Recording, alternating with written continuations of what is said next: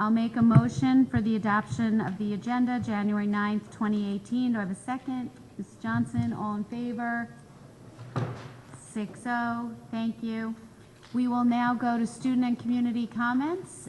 We ask that you identify yourself for the record, and we have a 3-minute limit. And there is a microphone over there if anyone would like to speak to us tonight.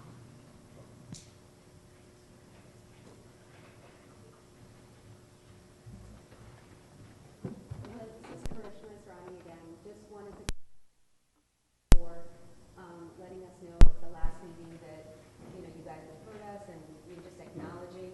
Really appreciate that. I'm speaking on behalf of a whole bunch of parents that don't have child support in the evening and can't be here. So we all want to say thank you. And also just wanted to update you guys and let you know that Plainview has made the change and put Diwali on the calendar, the school calendar. So just wanted to do that too. Thank you.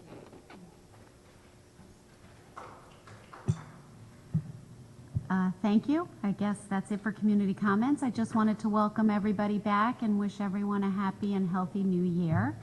We are working on the calendar and hope to be able to announce it shortly, perhaps at the next meeting. No promises, but hopefully, and it would be posted on the agenda if we are able to do that. If not, it would be the first meeting in February. And I just wanted to mention, in case anyone has missed News 12 and not seen that we are on the news for our policy of not allowing dogs on school grounds.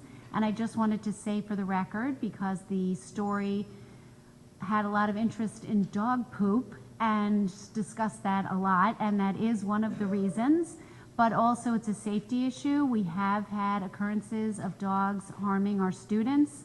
We have security guards that try to get the dogs off of our school grounds, and there's many people in our community that have not taken them seriously. So we did want to post to the community and did put it in the paper and put something on our website that we are in contact with the police, and we will have to contact them about people not following this regulation because it is important to us.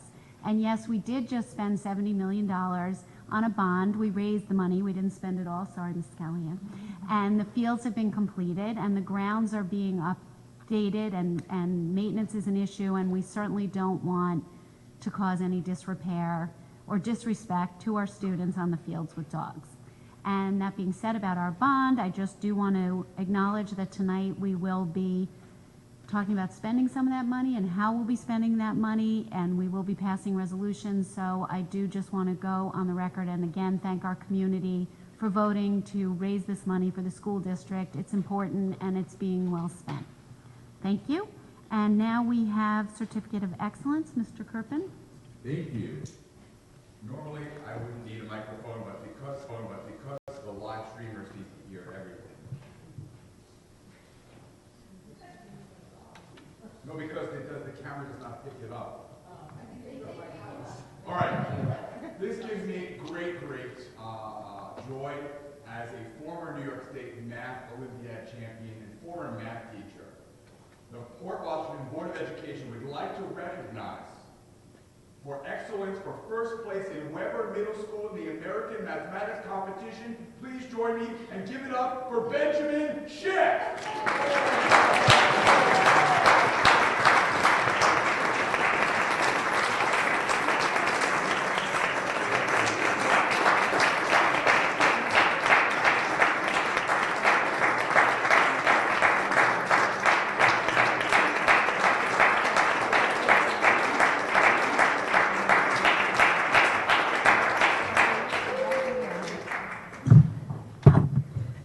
Not only is our new board member, Dave Kirpin, a special loud clapper, he is also now officially the giver of the certificates.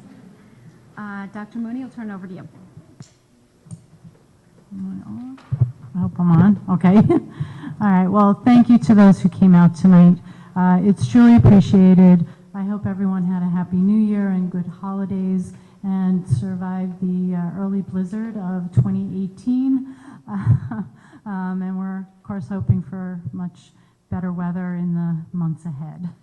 I also do want to thank our maintenance and custodial staff.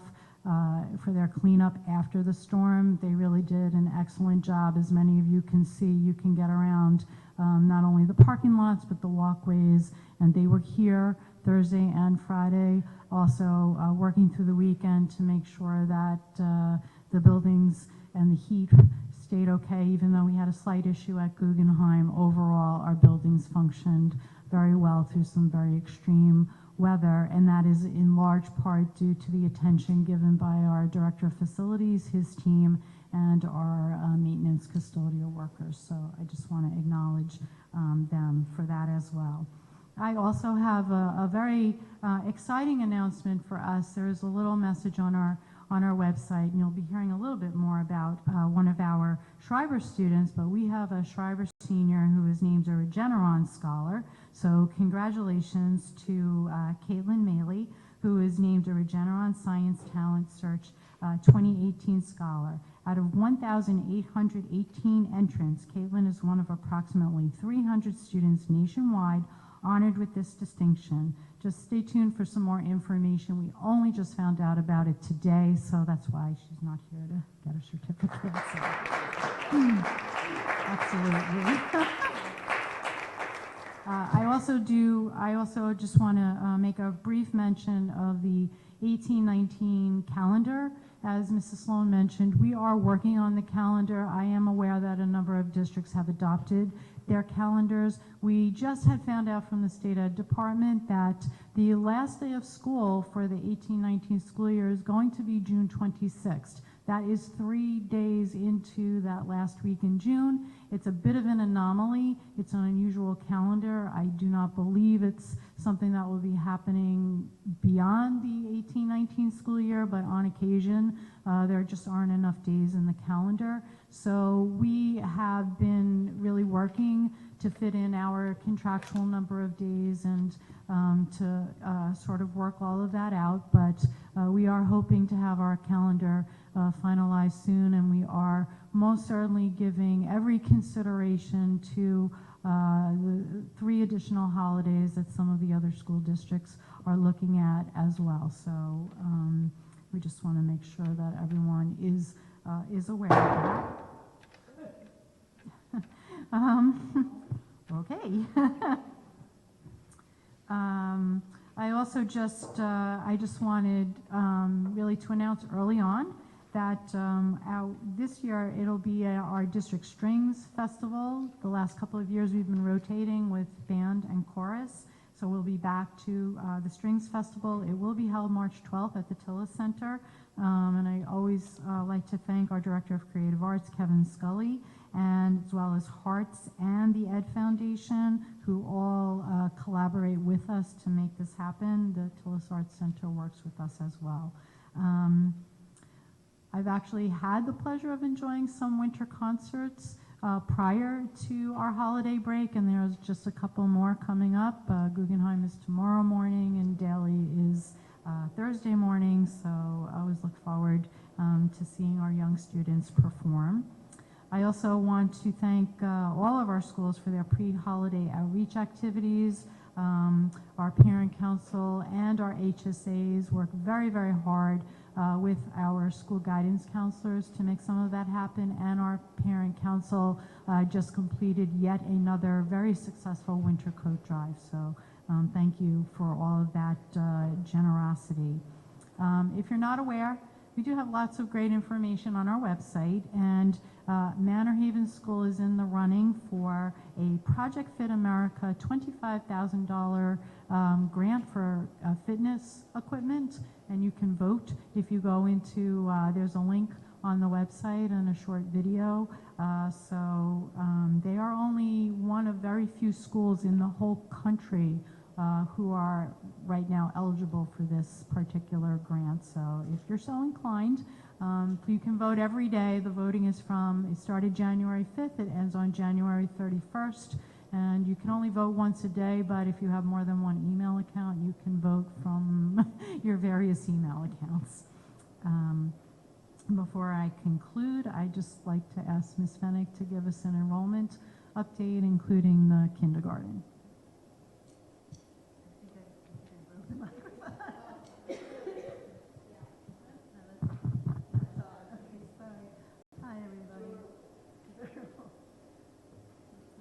Approved. As of January 3rd, 2018, we have 5,563 students. We have 12 more students than we did at the same time period last year. And you had asked? In kindergarten, we're still early right now. The numbers are coming in slowly. Yeah, I wanted to just mention that the kindergarten registration is actually kind of going a little bit slowly, so I would just like to encourage anyone who has a child entering kindergarten in September to go on our website and to download and get all that registration information. There is a week devoted to each school catchment area, so we would really appreciate it if you could see where you are in that process and contact the registration office to make those appointments. It very much helps us in our staffing developments in the budget process, so would appreciate that. And that's what I have for now. Thank you.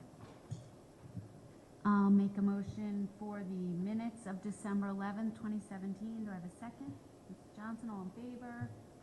6-0, thank you. And now we'll go to the discussion item, Daphne.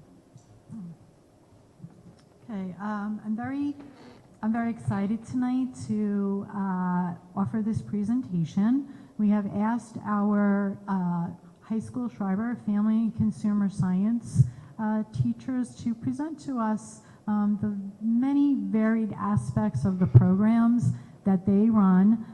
We have a very good program for Weber as well, but there was so much to pack in, so we thought we would just focus on Schreiber tonight. Very pleased to ask our two teachers, Robin Block and Margaret Rizzo, to share with all of us all the wonderful things that they do curriculum-wise with the Family and Consumer Science program. So, thank you.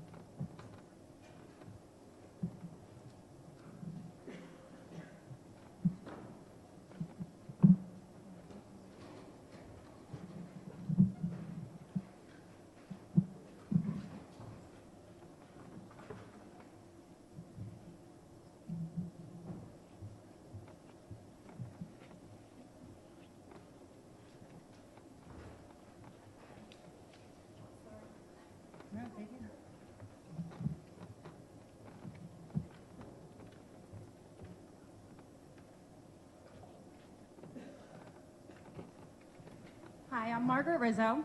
And I'm Robin Block, and we are the Family and Consumer Sciences teachers at Schreiber. We're so excited to be here tonight to share our enthusiasm for the vital experiences our students at Schreiber have every day to prepare them for life after graduation from public school.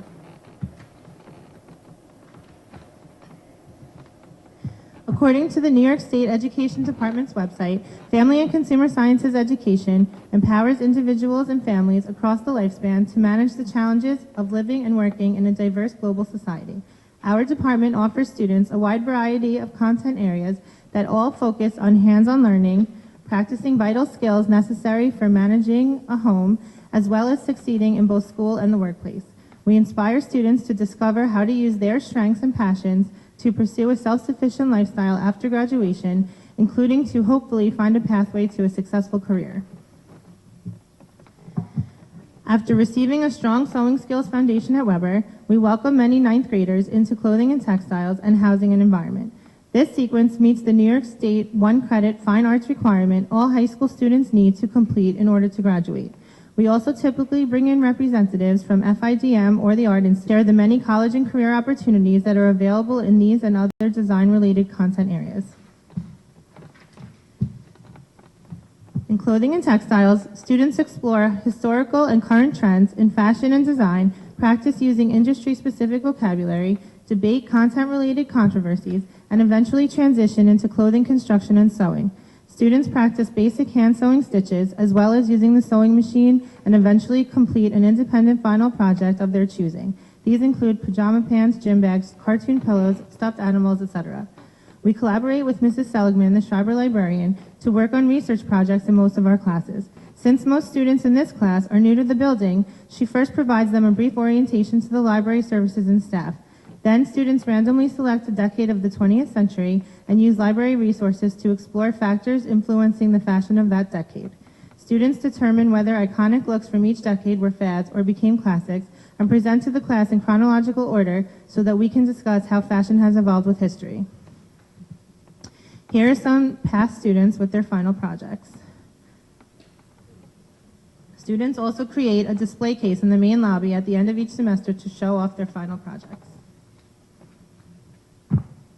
In the spring, housing and environment students learn about architecture, weigh pros and cons of housing choice priorities, explore housing trends, practice personal budgeting, apply the design elements and principles learned in clothing and textiles to interior design, and eventually design and build their own model tiny houses. In exploring reasons why people live where they live, students are asked to interview their own families and friends about why they moved to Port Washington. After students share, compare, and contrast their experiences, they are challenged with a marketing project to develop advertisements to convince others to move here.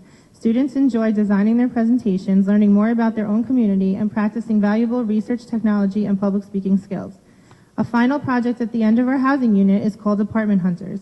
Students complete a career interest inventory using the library's career cruising database, select a career of interest, and determine what their entry-level salary might be if they decided to pursue that career. They create a personal budget based on their own projected fixed and variable expenses and use actual apartment searching websites such as hotpads.com and Craigslist to find 3 potential properties that meet their needs, like on the popular HGTV show House Hunters. Students create presentations to share their options, pro-con lists, budgets, and visuals of their apartment with the class, and ultimately discuss which apartment will work best for them and why. They also complete a budget worksheet that declares projected costs that they would have monthly, and only earn full credit on the project if they select a housing option within their budget. This project is eye-opening for many students who have never thought about paying for their own toothpaste, heat, gas in their car, or their own train tickets. Here are some photos of past students with their design projects. We used to just design one room, but we've recently learned about the tiny house movement and eco-friendly housing options, and now the students have had fun designing complete tiny house models. Many of the students in this slide, took these photos when they were in 9th grade, and now are in many of our classes as seniors. So as students move on in 10th through 12th grade, they can decide to either explore our cooking-based classes or the child development class and internship. If they choose to start with foods, we currently offer 3 semester-long courses in our beautiful new kitchens. We are very thankful to Dr. Pernick and the district for updating our classroom with much-needed new cabinets, counters, and floors. We are also extremely grateful to Miss Sally Reinhardt, who, although retired, has continued to support us in many ways. In this case, she donated over $5,000 worth of stainless steel appliances to our new classroom. This included a commercial-grade gas range to offer students interested in working in the restaurant industry expertise using this professional piece of equipment. All of our foods-based courses cover basic fundamentals, safety, sanitation, and finding your way around the kitchen. And then each course has its own content specialty. Foods and Nutrition focuses on teaching students about the importance of various nutrients and how to incorporate them into your busy lifestyles. Students prepare, taste, and evaluate foods from all food groups and consider how they fit into an overall healthy diet. One of our main objectives is for students to leave the class with the ability to produce simple yet nutritious meals and snacks on their own, since preparing foods from home is often healthier and less expensive than ordering in or going out to eat. Although we've been teaching this course at Schreiber for many years, the curriculum is continually evolving as the scientific literature and federal guidelines dictate. Here are some photos of last spring's vegetable exploration. Students researched important nutrient functions in their assigned food groups, selected recipes they believed other high school students would enjoy that highlighted their healthy options, and prepared and shared their creations. These included zucchini noodles, grilled asparagus, roasted tomatoes, and cauliflower fried rice. We also made pizza crust out of cauliflower and did a sugary beverages lab. Students calculated how much sugar is in their favorite drinks as compared to recommended intake levels, and then made low sugar alternatives by infusing water and herb teas with fresh fruits and herbs and spices. Our department supports other school initiatives when possible. Last spring, our foods and nutrition class teamed up with the Meat Free Monday movement and created 4 different vegetarian dishes. The Tree Huggers Club handed out samples during lunch periods to students to show them that salads with varied cultural flares can not only be healthy, budget-friendly, and good for the environment, but delicious too. Although we do our best to keep up with current topics and technologies, our department cherishes some wonderful traditions. Every Thanksgiving for the past 30 years, the FACS classes prepare, host, and celebrate Thanksgiving as a family. Students make a variety of side dishes such as stuffing, mashed potatoes, sweet potatoes, green beans, apple pie, pumpkin pie, and even turkey breast. The students work very hard and often even offer to come in on their free time to help carve turkeys and prepare for the big event. We have asked students to complete anonymous surveys after the fact, and feedback has been overwhelmingly positive. It's been heartwarming to hear that every year this has been some of our students' first ever Thanksgiving feast.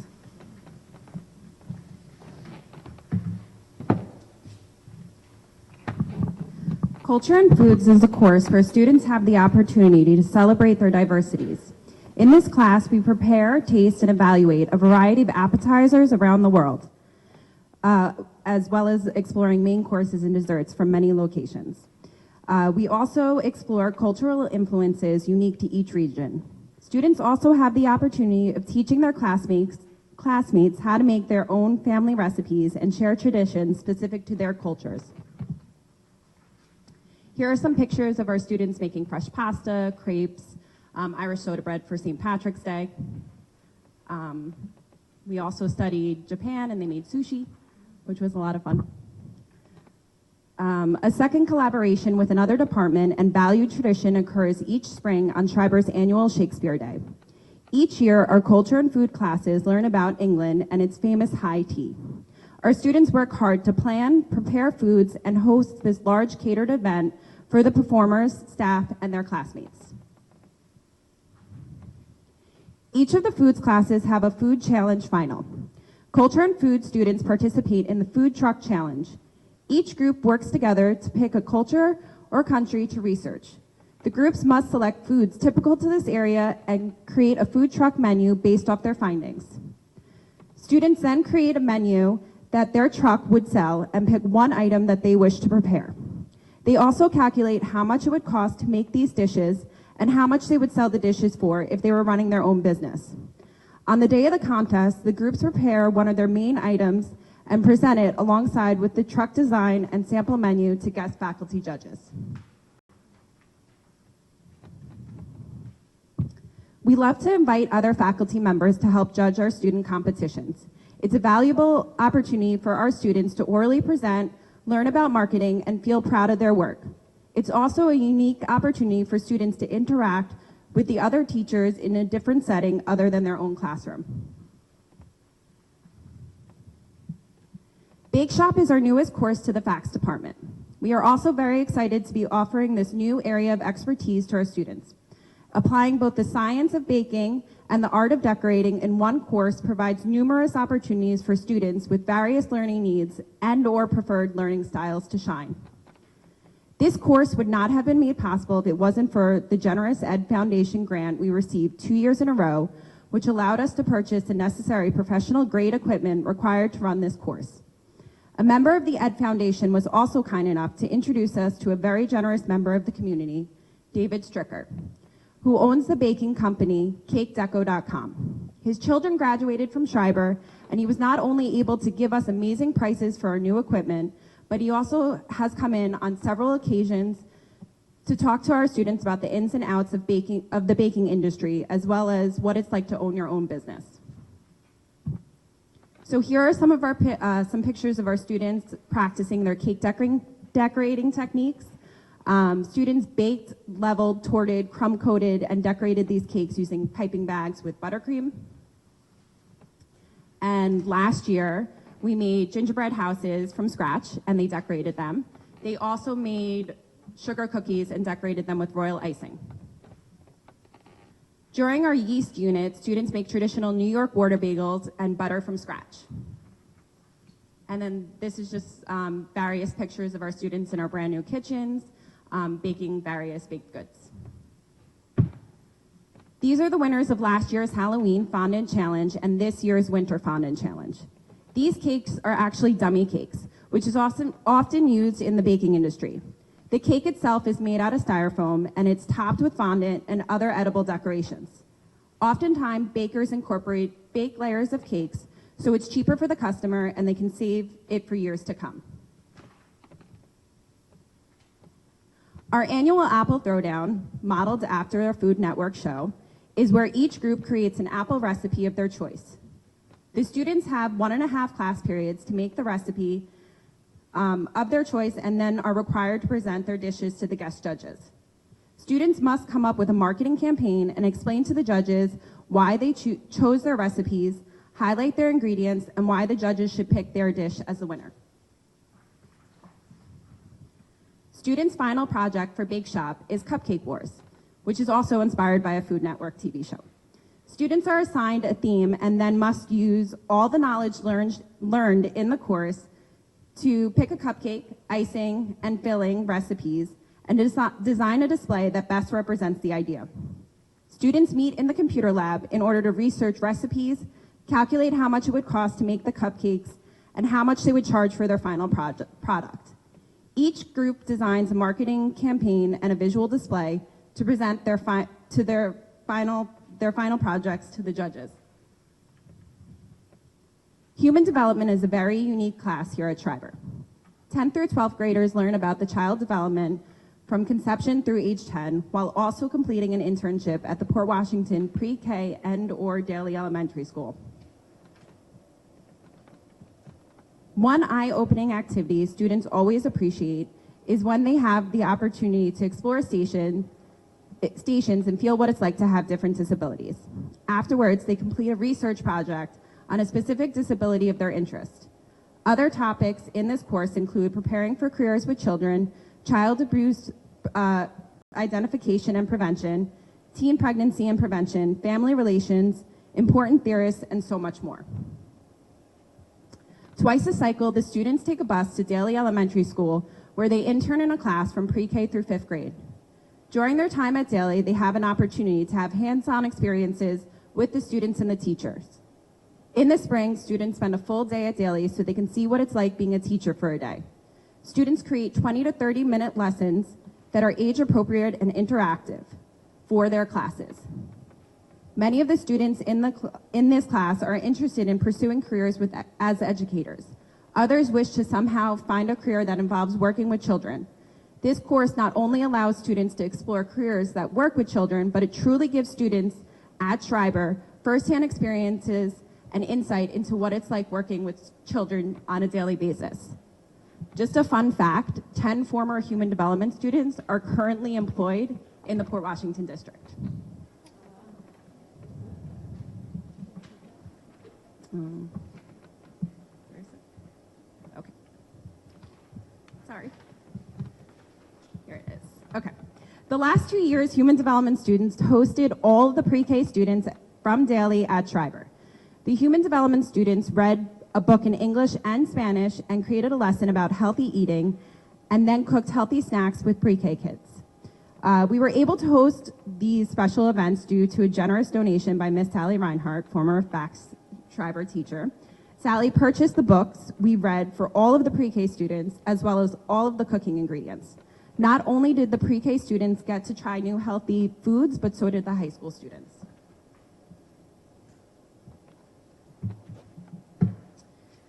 The last class offered only to seniors supports Schreiber's school-wide senior experience internship program. The entire course is designed to give students the opportunity to practice skills to prepare them for life after Schreiber. This year, all of my senior experience students, except for one, have taken multiple FACS courses before this. This year, we began the course exploring students' personality types and career interests. Students recently developed peer-reviewed and revised business resumes, and now they are exploring and practicing suggested job interview strategies. Next semester, we will begin our personal finance project using Everfi, a new education software company I learned about when I met with their representatives during a Long Island FACS Teachers Conference. Students will read articles, watch short videos, complete various online games, and practice real-life banking skills to learn about also interest and credit. I'm also beginning to mentor my students on their 45-hour senior experiences. These are some slides from a student's career exploration project. As you can see, they not only researched information about the careers themselves, but education required job opportunities and how they might personally be suited for each career. Here are some from another student's presentation, as they had the opportunity to design their slides in their own personal style, in addition to learning the content assigned. Oh, sorry.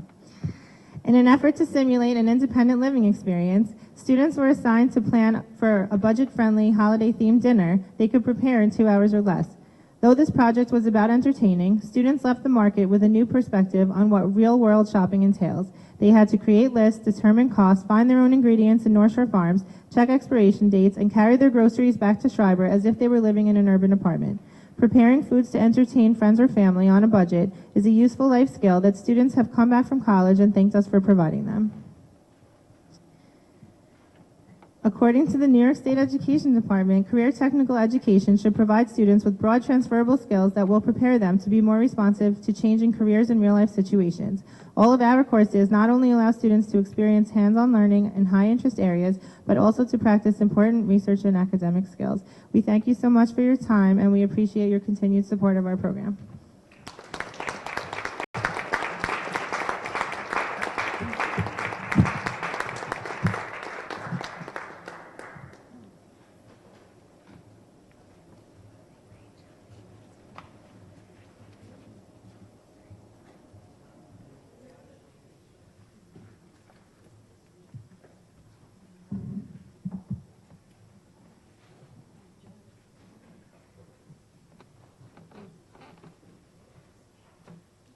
Thank you so much. That was really wonderful. It was great to see what's going on in your department, and we really appreciate your recognizing all the generous donations from the community. We have a great community, and I know that's always appreciated to remember those that have donated. And of course, Ms. Reinhardt, who's here tonight. Thank you so much.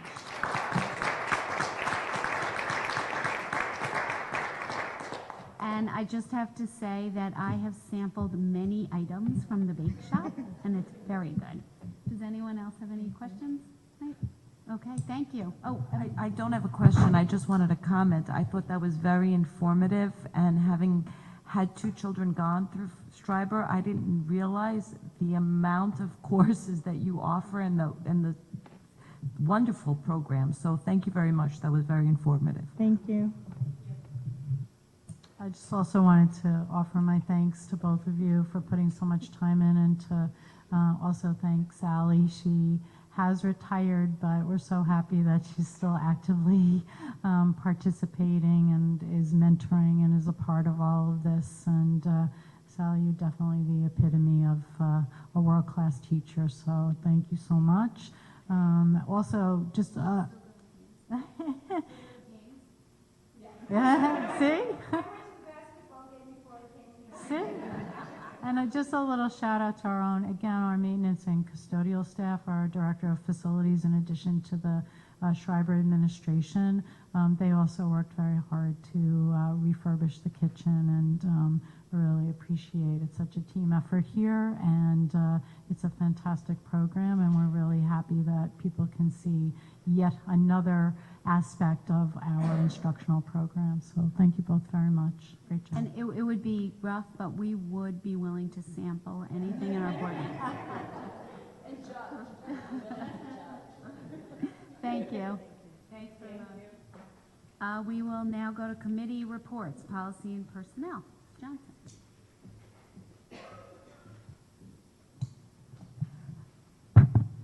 Our next Policy and Personnel Committee meeting is next week on a Wednesday. That's Wednesday the 17th, and it will start at 8:30 in the morning.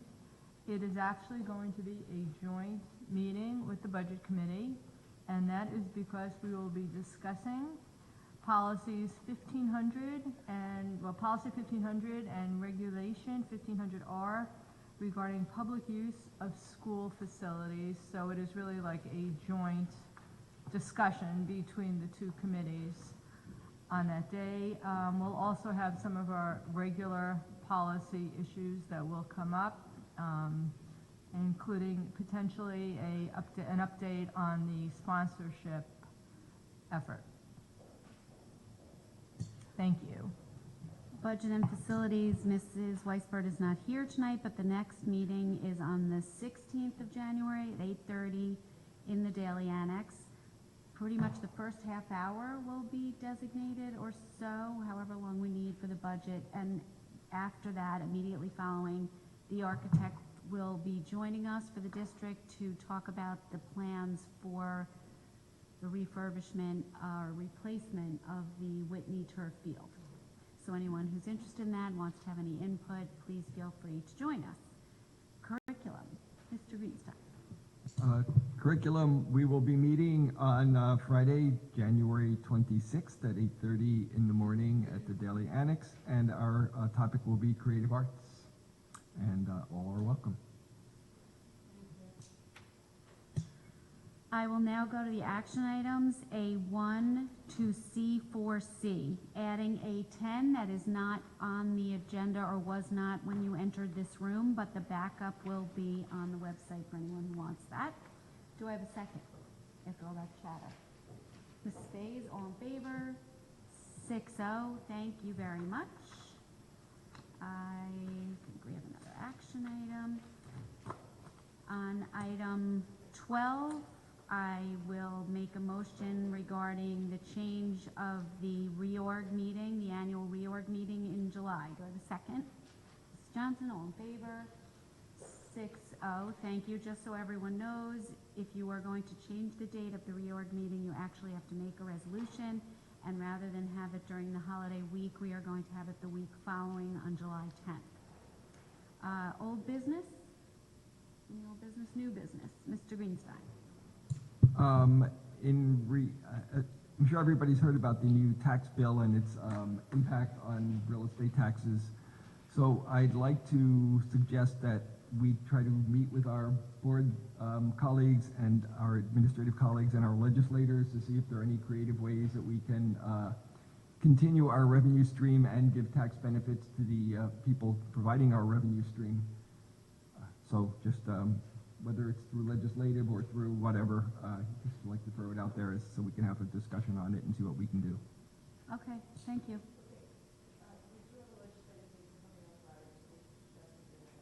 Okay, no way.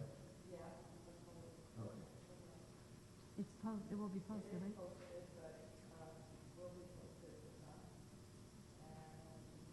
Okay, while she looks. It's Friday, January 19th.